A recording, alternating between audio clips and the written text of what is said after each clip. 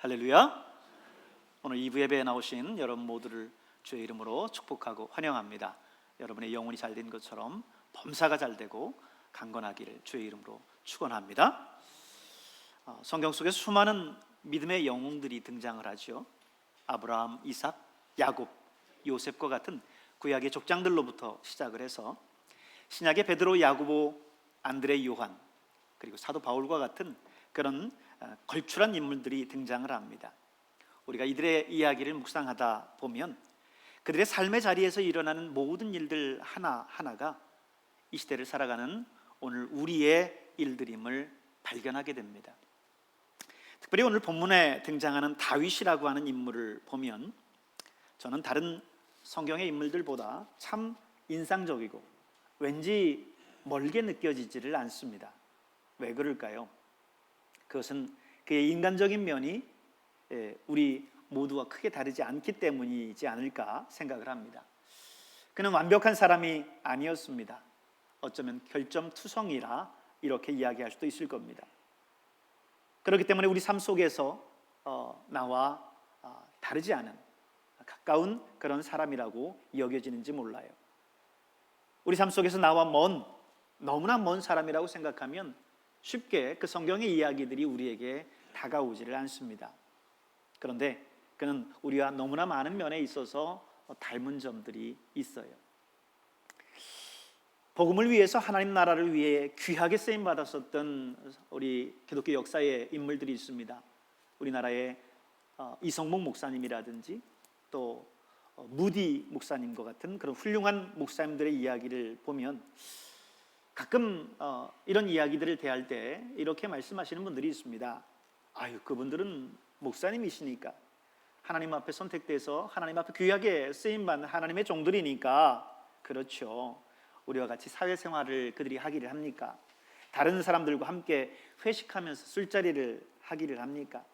그냥 교회와 성도들을 대하면서 살다 보니까 그렇게 살아갈 수 있는 거지. 아니, 우리처럼 세상과 함께 부딪히면서 한번 살아보라고 해보십시오. 그러면 어느 정도 적당히 타협도 하고 적당히 살아가는 지혜도 필요할 겁니다. 이렇게 말하는 사람들이 있습니다.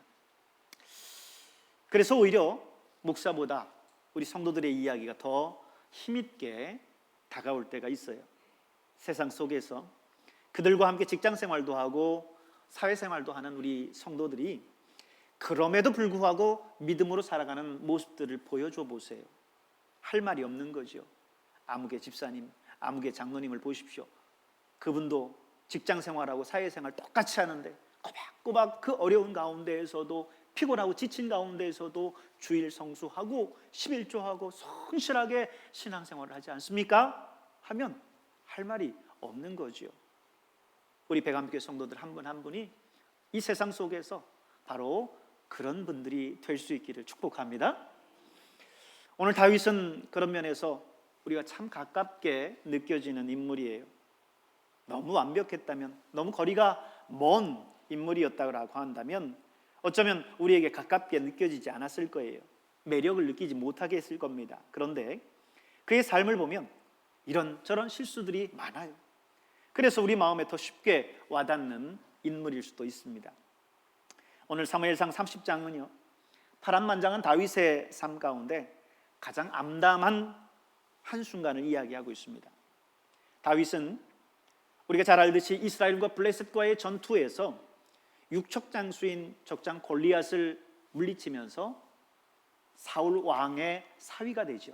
그리고 일약 이스라엘의 영웅으로 두각을 드러냅니다.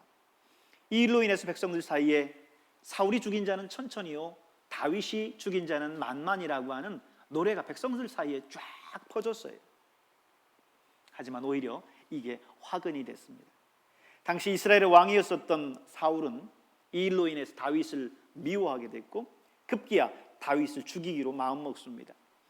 사울의 칼을 피해서 도망하던 다윗은 산으로, 들로, 광야로, 동굴로 도망을 해요. 그런 와중에 이제 더 이상 도망할 곳이 없습니다. 그래서 결국 그는 이웃나라였었던 블레셋으로 소위 정치적인 망명을 결정을 해요. 말이 이웃나라지 이스라엘과는 늘 적대 관계에 있는 원수입니다. 다윗에게도 사실 부담이 되는 나라지요. 왜? 얼마 전에 블레셋의 장수 골리앗을 쓰러뜨리고 그의 목을 잘랐었던 사람이, 그 장본인이 바로 다윗이에요. 하지만 다행히 블레셋에서 그를 받아줬고 그에게 시글락이라고 하는 자그마한 성 하나를 주거지로 허락받습니다. 그런데 또 곤란한 상황이 생겼어요. 얼마 후 블레셋 군대가 사울 왕이 다스리는 유대 나라와 전쟁을 하는데 유대 나라를 공격하기 위해서 원정을 떠난다는 거예요. 그때 다윗은 블레셋에 이미 몸을 의지하고 있었던 터라 연합군의 일원으로서 출전하지 않을 수 없게 됐습니다. 더군다나 다윗이 블레셋에 망명할 때 그 혼자 혈혈단신으로 망명한 게 아니고 다윗과 함께 했었던 600명의 부하들이 있었어요. 그들과 함께 망명했기 때문에 지금 다윗은 한 부대를 이루고 블레셋 전쟁에 참여할 수 있는 그런 힘과 능력이 있었습니다. 그렇기 때문에 지금 다윗은 곤란한 상황에 처하죠. 지금 망명해 있는 이 블레셋의 편에 서서 전쟁에 나가지 않을 수도 없고, 그렇다고 해서 사울이 자기를 아무리 죽이려고 한다 한들 자기의 조국인 유대를 향해서 칼을 빼들일 수 없잖아요. 참 곤란한 상황에 처하게 됐습니다. 그러나 불행 중 다행이라고 해야 될까요? 출전한 지 3일 만에 블레셋에 있는 사령관들이 다윗과 함께 전쟁에 나간다는 것은 이건 불가합니다 이야기가 나왔어요. 얼마 전까지만 해도 우리와 함께 싸웠었던 다윗입니다. 우리의 장수인 골리앗을 죽인 사람입니다. 아니, 전쟁에 같이 나갔다가 갑자기 돌변해서 이스라엘 편에 서게 되면 지금 이 전쟁이 어찌 될지 어찌합니까? 다윗과 함께 출전하는 거 안 됩니다. 이렇게 이제 사령관들이 이야기를 한 거예요. 그로 인해서 결국 다윗은 어쩌면 다행히 전쟁에 참전하지 않고 돌아오게 됐습니다. 그런데 그들이 시글락에 돌아오자마자 더 기가 막힌 상황을 마주합니다.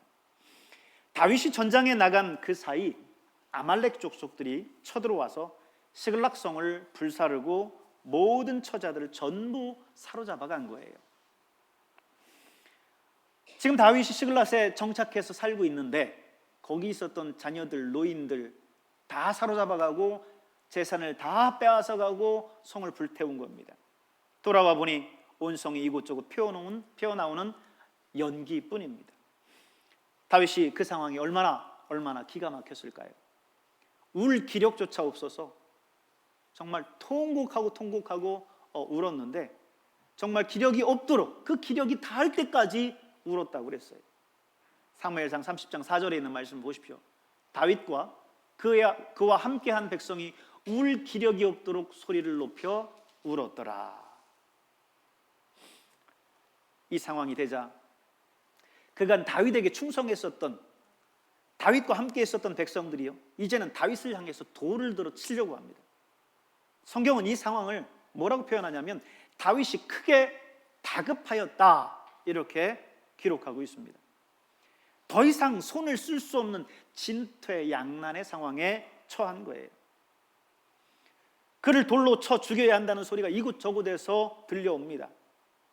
다윗이 쓴 시편의 한 구절을 읽어보면 당시 그가 처한 상황들을 알 수 있고 그의 심경을 잘 읽을 수 있습니다. 시편 102편 6절에 있는 말씀이죠. 나는 광야에 올빼미 같고 황폐한 곳에 부엉이 같이 되었사오며 내가 밤을 새우니 지붕 위에 외로운 참새 같으니이다. 광야에 올빼미, 황폐한 곳에 부엉이, 밤새도록 지붕 위에서 떨고 있는 외로운 참새, 하나같이 당시 다윗의 모습을 표현한 구절들입니다. 다윗이 당시 얼마나 외로웠겠어요. 모든 사람들이 자기를 지지하고 응원을 줄 때에도 지도자는 항상 외로운 법인데 모든 사람들이 이제 돌을 들어서 자기를 치겠다고 원망하고 불평하는 그 상황 속에서 다윗이 얼마나 외로웠을까요? 밤새 지붕 위에서 홀로 떨고 있는 외로운 참새와 같은 자신의 심경을 시편 속에서 다윗은 노래하고 있습니다. 우리는 여기서 한번 생각해 볼 필요가 있어요. 왜 다윗은 이런 비극적인 상황을 맞았을까? 예수 믿는 사람, 믿음이 좋은 사람들에게도 이런 끔찍한 일들이 일어날 수 있는가? 네, 그렇습니다. 그건 당연히 그럴 수도 있어요. 우리는 예수 잘 믿는 사람들에게는 늘 어려움도 없고 인생의 길들이 형통한 일만 있을 것이라고 기대를 하지만 그렇지 않습니다. 예수 잘 믿는 사람에게도 그런 어려움은 있을 수 있어요. 다만 그럴 만한 이유가 있다는 거예요. 하나님의 자녀들에게 일어나는 모든 일들은 하나님의 깊은 섭리 안에서 이루어집니다. 내게 오는 행복과 성공도, 내게 오는 불행과 실패도 내 인생을 향하신 하나님의 깊은 그 섭리 안에 있다라는 것을 우리는 한시도 잊어서는 안 될 줄로 믿습니다. 다윗은 어린 소년의 나이에 이스라엘 왕으로 선택받고 기름 부음을 받았어요. 블레셋과의 전투에서 골리앗을 쓰러뜨리고 일약 이스라엘의 영웅으로 등장했습니다. 이렇게 너무 뛰어나고 튀다 보니까 이 모든 것이 결과적으로 오히려 왕의 질투심을 유발시킵니다. 결국 왕에게 쫓겨다니는 신세가 되고 말지요. 이 모든 것은 사실 다윗을 연단하고자 하는 하나님의 섭리였어요. 하지만 다윗 당사자에게 있어서는 그 상황과 환경이 얼마나 큰 고난이고 아픔이었겠습니까? 하루하루가 10년, 20년 같은 거예요. 다윗은 한순간에 반체제 인사가 된 겁니다. 현대에도 반체제 민주 인사들이 참 많은 옥고를 치르고 힘든 세월을 보냈죠. 미얀마 민주화 운동을 이끈 아웅산 수지 여사는요 12년 동안 가택연금을 당합니다. 남아프리카 공화국의 제8대 대통령이자 세계 최초 흑인 대통령인 넬슨 만델라는 인종차별 정책을 펴는 정부에 맞서다가 27년간을 수감 생활을 합니다. 우리나라 역시 군사정권 시절 수많은 민주화 인사들이 독재 정권을 향해 싸우다가 고통을 겪었어요. 다윗은 이스라엘의 영웅이었지만 오히려 그것이 사울에게 미움을 사는 동기가 돼서 사울을 피해서 도망 다녀야만 됐습니다. 오랜 도피 생활이었어요. 사실 다윗의 도피 생활들을 다 합하면요 약 10년여 정도가 됩니다. 10년이면 강산도 변한다고 했는데 10년 동안을 도망자의 신세로서 도망 다녔다라고 생각해 보세요. 얼마나 힘들었겠어요. 누구나 짧은 고통은 견딜 수 있어요. 그러나 긴 고통에는 약할 수밖에 없습니다. 이 점에서 보면 다윗 역시 우리와 똑같은 사람이죠. 그도 지치고 때로 회의에 빠지고 절망하기도 했습니다. 하나님이 선지자 사무엘을 통해서 자신을 기름 부어서 이스라엘의 왕으로 삼았지만 현실적으로는 아직 사울이 이스라엘의 왕으로 건재해 있었기 때문입니다. 사울은 아직도 건재하고 자신은 계속해서 쫓겨다니는 신세예요.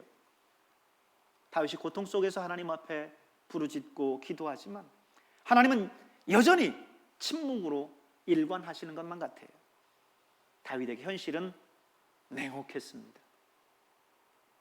이런 상황 속에서 다윗은 마음이 조금씩 흔들려요. 그리고는 마침내 다른 생각을 합니다. 사무엘상 27장 1절에 있는 말씀을 보십시오. 다윗이 그 마음에 생각하기를 내가 후일에는 사울의 손에 붙잡히리니 블레셋 사람들의 땅으로 피하여 들어가는 것이 좋으리로다. 사울이 이스라엘 온 영토 내에서 나를 다시 찾다가 단녀 말이니 내가 그의 손에서 벗어나리라. 내가 여기에서 있다가 사울에게 분명히 잡히고 말 거다.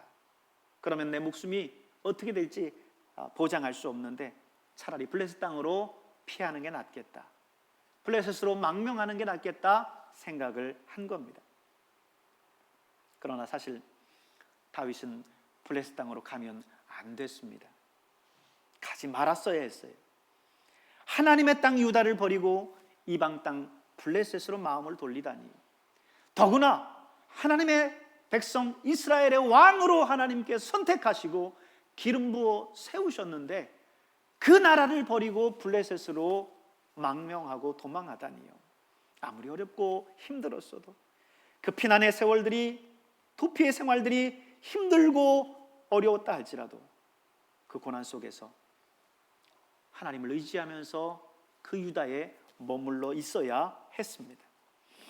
하나님께서 그것을 이스라엘 왕으로 삼겠다고 말씀하셨는데 그 약속을 붙잡지 못하고 그 고통이 길어지고 하나님의 때가 더디 오니까 그 마음이 흔들려서 마침내 하나님의 그 약속을 놔버린 거예요.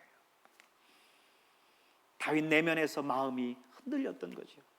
이러다가 사울에게 붙잡히는 날이면 나는 죽고 말 거다. 죽으면 뭔 소용이 있나? 그러면 차라리 블레셋 땅으로 망명을 하자. 그러면 사울이 나를 쫓는 것을 단념하겠지. 그리고 사울이 죽고 나면 그 이후를 보자 생각을 했던 겁니다. 이성적으로 보면 옳은 결정이죠. 이성적으로 보면 참 아주 분별력이 있는 그런 결정인 것 같아요. 그러나 그는 하나님께서 약속하신 그 약속을 신뢰하지 못한 거였던 겁니다. 그건 하나님의 약속에 대한 불신이었습니다. 여러분, 신앙생활하면서 우리 마음을 지키는 것이 너무 중요해요. 잠언의 말씀은 이렇게 말합니다. 모두 지킬 만한 것 중에 더욱 내 마음을 지키라. 생명의 근원이 이에서 남이니라.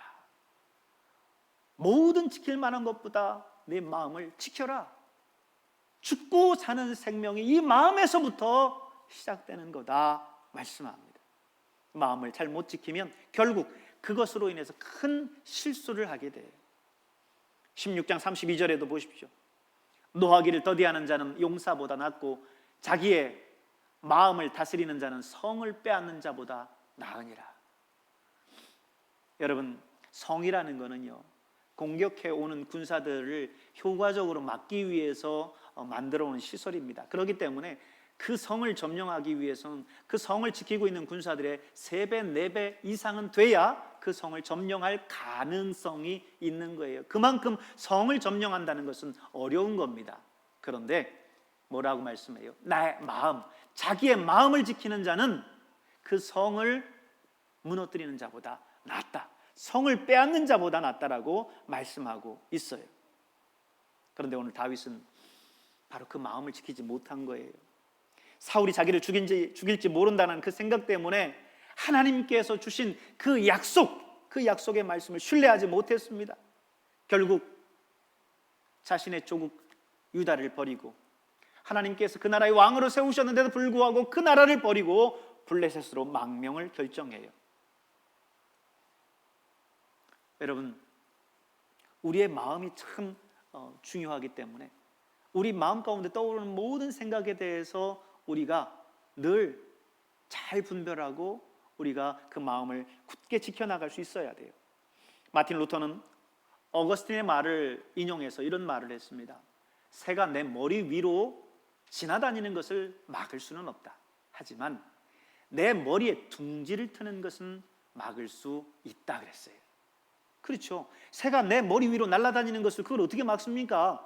그러나 새가 내 머리 위에서 둥지를 틀게 해서는 안 되는 거예요. 수많은 생각들이 우리의 머릿속을 스쳐 지나갈 수는 있어요. 그러나 하나님의 약속의 말씀이 아니라 세상적인 그 어떤 생각들이 우리의 머리에 둥지를 틀게 해서는 안 됩니다. 다윗은 사울에게 쫓기면서도 하루에 12번씩 마음이 흔들렸을 거예요. 수많은 생각들이 스쳐갔을 겁니다. 그러나 그는 그 생각들이 자신의 머리에 둥지를 틀게 해서는 안 됐습니다. 어쨌든 결과적으로 다윗은 유다를 떠나 블레셋으로 건너갔습니다. 결국 그는 그곳에서 정착해 살면서 자연스레 이방 백성들과 함께 살아갔습니다. 그들의 종교, 문화, 관습들의 영향을 받을 수밖에 없는 거지요.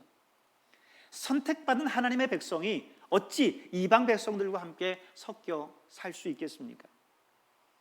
고린도전서 6장 14절에서 16절에 보면 너희는 믿지 않는 자와 멍에를 함께 매지 말라. 의와 불법이 어찌 함께하며 빛과 어둠이 어찌 사귀며 그리스도와 벨리알이 어찌 조화되며 믿는 자와 믿지 않는 자가 어찌 상관하며 하나님의 성전과 우상이 어찌 일치가 되리요 그랬습니다. 그들의 삶을 함께 나누며 섞여 살다 보면 그들의 삶의 방식에 따라서 살아가게 되고 그들이 좋아하는 유행과 문화를 따라가게 돼 있어요. 여러분, 여러분의 자녀들을 키울 때 그 아이들에게 죄 지으라고 가르치지 않지 않습니까? 늘 선을 권장하고 착한 일을 하라고 그렇게 이야기를 해요. 그러나 그럼에도 불구하고 가르치지 않은 악을 행합니다. 악은 자연스럽게 다가오는 거예요. 깜짝깜짝 놀랄 욕들을 어디서 배워갖고 왔는지 금방 배워갖고 옵니다. 죄라고 하는 것은 우리를 금방 그렇게 무너뜨리는 거예요. 아니, 우리가 세상 사람들의 자리를 아예 떠날 수도 없고 그냥 거기에 있어도 안 따라가면 되지요. 죄악의 자리 어떻게 살다 보면 거기 안 있을 수 있습니까? 그렇지만 거기에 있지만 안 따라가면 되지 않습니까? 어디 여러분 그렇던가요? 우리의 죄라는 게 근묵자학이라고 먹과 가까이 있다 보면은요 금방 거머지게 되어 있어요. 우리 교회 프린터가 잉크젯 프린터예요. 이게 이제 저희가 렌탈해서 사용하는 게 아니라 구입해서 사용하는 거라서 그때그때 조금 어려움이 있거나 문제가 생기면 가서 살피고 잉크들을 꼈다 뺐다 해보고 합니다. 그러다 보면 생각지 않게 그 잉크가 옷에 묻어요. 가까이 있다 보면 그런 영향을 받지 않을 수 없습니다. 여러분, 까나리아와 까마귀의 이야기를 아십니까? 카나리아와 까마귀가 한 둥지에 살면요 까마귀가 카나리아의 아름다운 노래를 배우는 게 아니라 카나리아가 까마귀의 깍깍 하는 소리를 흉내내고 배웁니다. 세상 사람들과 구별된 삶을 살지 않고 세상 속에서 그들과 함께 살아가다 보면 그들의 죄악의 모습들을 우리가 은연중 영향받고 배우게 된다라고 하는 거예요. 오늘 우리는 블레셋으로 넘어갔던 다윗의 삶의 결과를 주목할 필요가 있습니다. 하나님의 약속의 말씀을 따라가야 했지만 그는 그 약속을 붙들지 못하고 결국에는 이방 나라인 블레셋으로 도망했어요. 사울의 칼을 피해간 것이긴 했지만 어찌됐든 그것은 하나님의 약속에 대한 불신이었습니다. 결과적으로 처음에는 그 땅 시글락에 잘 정착해서 사는 것 같았는데 블레셋과 이스라엘의 전쟁 사이에서 애매한 위치에 놓이게 될 뿐만 아니라 잠깐 전장에 따라 나갔다가 시글락을 비워둔 그 사이에 아말렉에 의해서 그 성은 완전히 노략을 당하고 맙니다. 모든 재산과 처자를 잃게 돼요. 아말렉이 쳐들어와서 마을을 불태우고 재산과 처자를 다 뺏어가 버렸습니다. 다윗은 돌아와서 망연자실 그 땅을 쳐다봐야만 됐어요. 불타버린 그 마을을 보면서 통곡을 했습니다. 이런 상황까지 이르자 지금까지 다윗을 의지하고 따랐었던 백성들이 돌을 들어서 다윗을 쳐 죽이려고 합니다. 6절 전반절을 보세요. 백성들이 자녀들 때문에 마음이 슬퍼서 다윗을 돌로 치자 하니. 시글락의 이 잿더미 위에서 여러분 우리는 무슨 교훈을 얻을 수 있습니까? 잠깐 하나님을 떠나서 내 뜻과 내 생각대로 사는 것이 옳은 것처럼 여겨졌는데 결과적으로 남은 것은 잿더미뿐이더라는 거죠. 우리의 마음과 생각을 여러분 굳게 지켜야 됩니다. 하나님의 약속의 말씀들을 굳게 지켜야 돼요.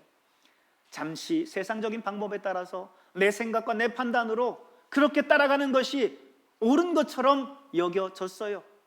내 판단이 잘한 것이라고 생각이 되어졌어요. 그러나 금방 그것은 잠깐이고 결국은 잿더미 밖에 돌아오지 않았다라는 것입니다. 다윗은 사울에게 이렇게 이리저리 밤낮 없이 쫓겨다녔다 할지라도 하나님의 약속을 부여잡고 유다를 떠나지 말았어야 됐어요. 우리도 마찬가지입니다. 아무리 힘들고 어려워도 우리 마음의 생각이 흔들려서는 안 됩니다. 주님의 약속을 부여잡아야 합니다. 주님 곁에 끝까지 붙어 있어야 돼요. 때로 주님 곁에 붙어 있기 위해서는 괴로움을 당할 수도 있어요. 인간적으로 볼 때 믿지 않는 사람들보다 오히려 더 행복하지 않을 수도 있어요. 내 꿈을 포기해야 될 때도 있습니다. 손해를 볼 때도 있어요. 그러나 우리는 그럼에도 불구하고 다윗이 유다에 남아 있어야 했던 것처럼 주님 곁에 남아 있어야 됩니다.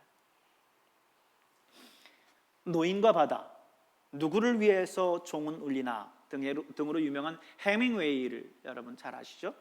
노벨 문학상까지 받았던 인물입니다. 하지만 그는 자기 기분대로 살다가 종국에는 권총으로 자기 머리를 쏘고 자살을 했습니다. 전 세계 지성인들에게 커다란 충격을 안겨줬어요. 그런데 사실은 그는 독실한 기독교 집안의 사람이었습니다. 그의 할아버지는요, 세계적인 부흥사 무디 목사님과 두터운 친분이 있었던 사람이고요, 그의 아버지는 의로 선교사가 되겠다는 꿈을 일평생 버리지 않았던 사람이에요. 그리고 그의 어머니는 독실한 신앙인으로 철저하게 자식들의 교육을 시켰던 사람입니다. 그래서 어린 시절 해밍웨이의 사진들을 보면요, 교회 학교에 가서 성가대 가운을 입고 찬송하는 그 어린 시절의 그 모습의 사진들이 있습니다. 그런데 해밍웨이는 자라면서 어른이 돼서 점점 신앙 안에서 멀어집니다. 그리고는 어머니가 계속해서 그렇게 타이르고 경고하는데도 불구하고 제멋대로 인생을 삽니다. 그리고는 결국 비극적인 죽음을 맞이합니다. 자, 보세요. 해밍웨이는 유대에 남아있어야 했던 다윗처럼 어머니의 신앙 안에 머물러 있어야 됐습니다.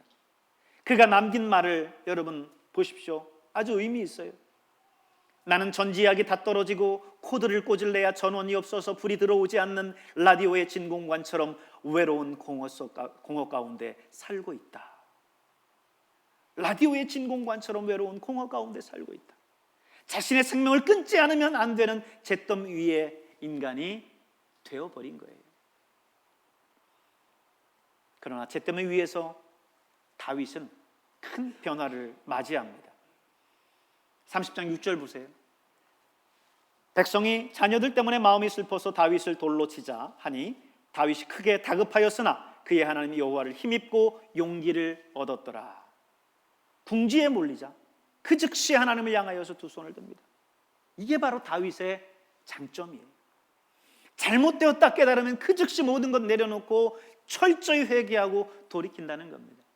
급한 상황이 되니까 다윗은 그 즉시 하나님을 찾고 하나님이 주시는 그 용기를 힘입어서 그 잿더미 가운데에서 일어났어요. 시편 50편 15절에 보십시오. 환난 날에 나를 부르라. 내가 너희를 건지리니 네가 나를 영화롭게 하리로다. 환난 날에 나를 부르라. 그 고난의 자리, 인생의 실패의 그 잿더미 위에서 철저히 회개하고 하나님 나를 도와주십시오. 다윗은 하나님 앞에 회개하면서 기도했던 겁니다. 거기서 하나님께서 그에게 힘과 용기를 주시고 위로를 주셨던 거지요. 30장 8절에 보십시오. 다윗이 여호와께 묻자와 이르되 내가 이 군대를 추격하면 따라잡겠나이까 하니 여호와께서 그에게 대답하시되 그를 쫓아가라. 내가 반드시 따라잡고 도로 찾으리라. 다윗은 그 상황 가운데에서 내가 그들을 쫓아가서 다시 그들과 전쟁해서 그들을 찾을 수 있겠습니까? 하나님 앞에 물어요. 다윗은 바뀌었어요. 다윗이 유다에서 블레셋으로 망명할 때에 하나님 내가 블레셋으로 가는 것이 옳습니까? 이것이 하나님의 뜻입니까? 기도했다는 기록이 어디에도 없습니다. 그런데 다윗은 이 인생의 잿더미 위에서 깨달았던 것이요, 하나님을 찾아야 된다, 하나님의 뜻을 구해야 된다, 하나님 앞에 기도해야 된다라는 것을 알았던 겁니다. 환난 날에 하나님을 찾아야 된다라는 것을 알았던 겁니다. 그래서 하나님께 기도했더니 하나님께서 응답해 주셨어요. 그래서 다윗은 이제 잃어버렸던 모든 것들을 다 찾습니다. 사랑하는 여러분, 지금 여러분은 유대에 머물러 계십니까? 아니면 블레셋 땅에 발을 딛고 있습니까? 아니면 블레셋 땅에 발을 들이고 다 타버린 잿더미 위에 주저앉아 있습니까? 그렇다면 지금 우리는 무엇을 해야 될까요?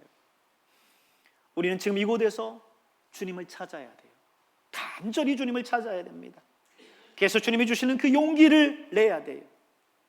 늦었다고 생각하니 그때가 가장 빠른 때입니다. 힘을 내십시오. 용기를 내십시오. 주님께서 여러분과 함께 하실 겁니다. 기도하겠습니다. 하나님 감사합니다.